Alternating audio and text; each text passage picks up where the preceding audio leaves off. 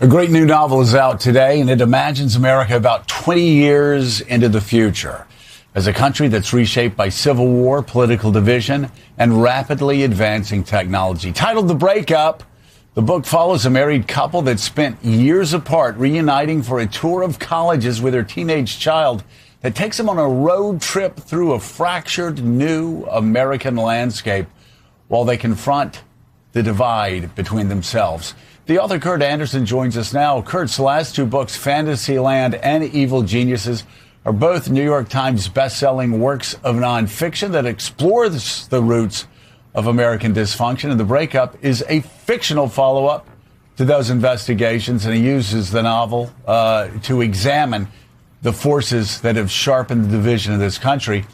MS Now contributor Mike Barnicle is with us as well. And Kurt, thank you for being here. I love this book. We've talked about it offline.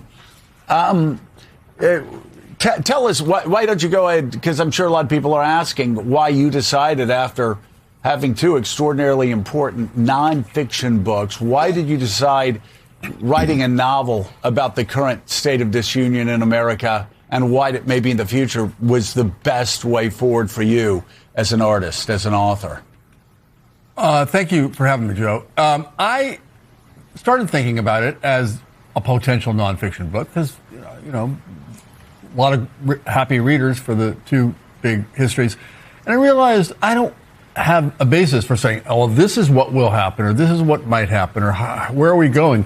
And so I returned to novel writing. It's my fifth novel, so I knew how to do it. And I decided that focusing on a couple and a family who have lived through this, a Gen Z couple who are now middle-aged, who have lived through this Civil War, this 7 years of disunion, the United States of America finally negotiated breakup, and from their point of view, their eyes view, and as you say, as they travel around the eastern half of America looking at colleges in the old-fashioned way with their kid.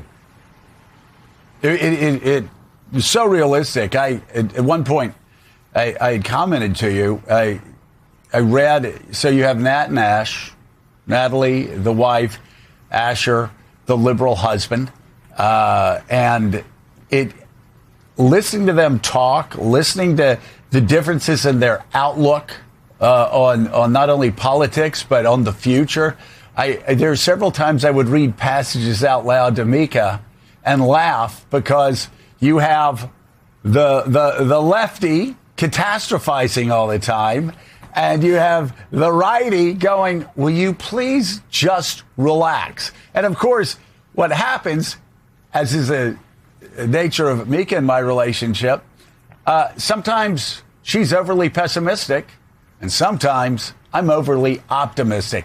But as I was reading it, I was like, how did this Northeast elite get into the mind of a conservative? So they go, oh, wait. And then I said, oh, wait a second. He's from Nebraska. So you really did. You mined both your Nebraska roots and your Manhattan roots. They get extraordinary insight into the nature of these characters.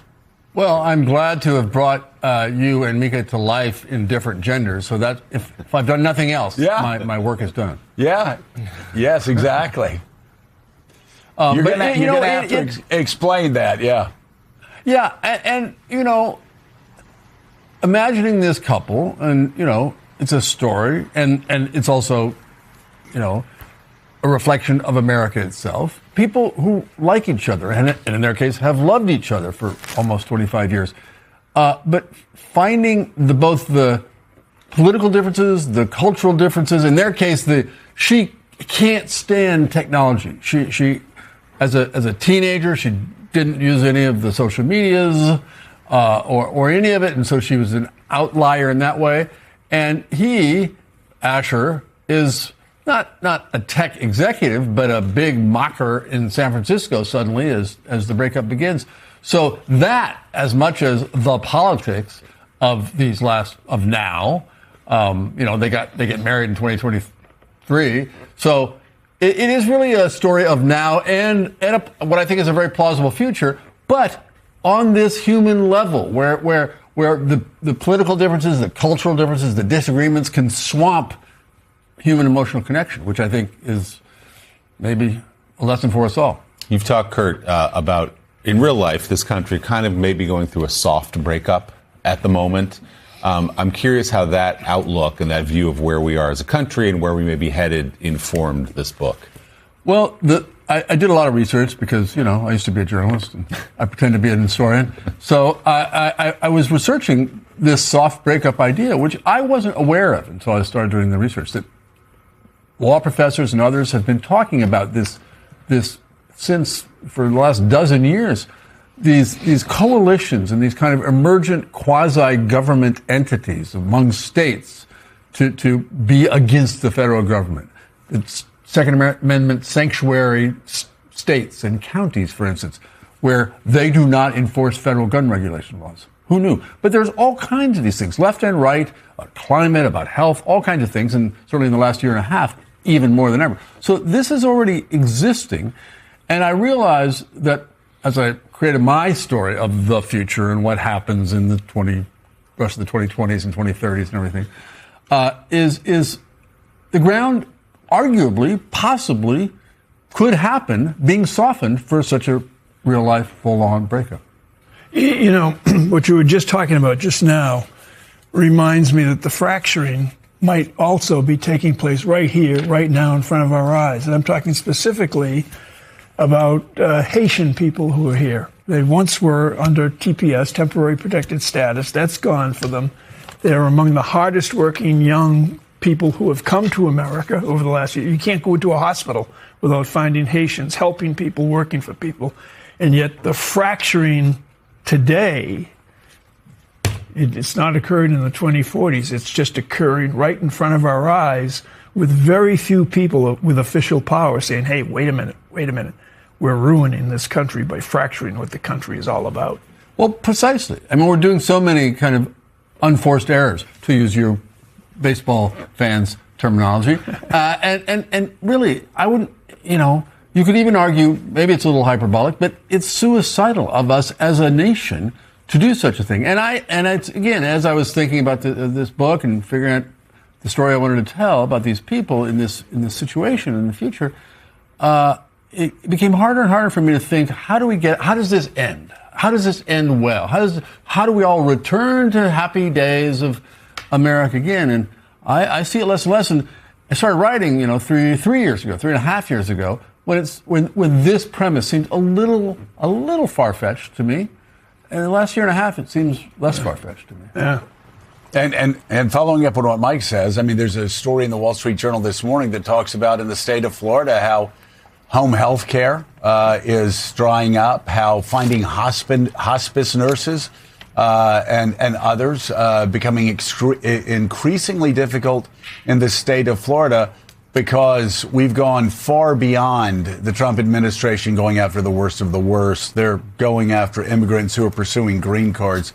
Kurt, before we let you go, I just want to let everybody know this actually is a hopeful novel. And what makes this novel so hopeful and what makes it so fascinating is that in the midst of this chaos, we find what I know you find when you travel across the country. We were talking several years ago about a trip to West Virginia. What I find wherever I am, and I know a lot of people watching probably don't want to hear this on any podcast or any cable news show, but people, for the most part, are the same, man. They really are. You sit down and you talk to them, whether you're in Demopolis, Alabama, or whether you're on the Upper West Side, and they're Americans. I mean, they're below all of this chaos, they're Americans, and you see that. You always see that in your characters, and you're thinking, yeah, things look bad, but at their core, I've got a feeling they're going to find their way through this. Talk about that. Well, I'm not at this moment as hopeful as you about that, but it's a chance. And my characters, Asher and Natalie, are in a certain way illustrative models of how maybe, with luck, people can get back together if they recognize their basic human connections. Now, we have so many things in the way of that happening, politically, business-wise, the business models of tech companies being to keep us riled and apart and angry at each other, and our politics now a kind of the working in connection with that to, let me get on television and, feed the fires. God knows our president doing the same thing. So I find it hard to be hopeful. I describe myself, you said I'm a Nebraskan, I'm a Midwestern, and I still feel that. What I feel is a kind of 51% optimism, I've always said. It's gotten down to about 50.1% and hard to maintain it. Still a majority, though. 50.1. We're going to hang on to it. There you go. Hang on to it. The new novel, The Breakup, is available now. If Kurt Anderson wrote it, you ought to read it. Peabody Award winner, best-selling author Kurt Anderson. Kurt, great to see you. Congrats on the book. Thank you, Willie. Thanks.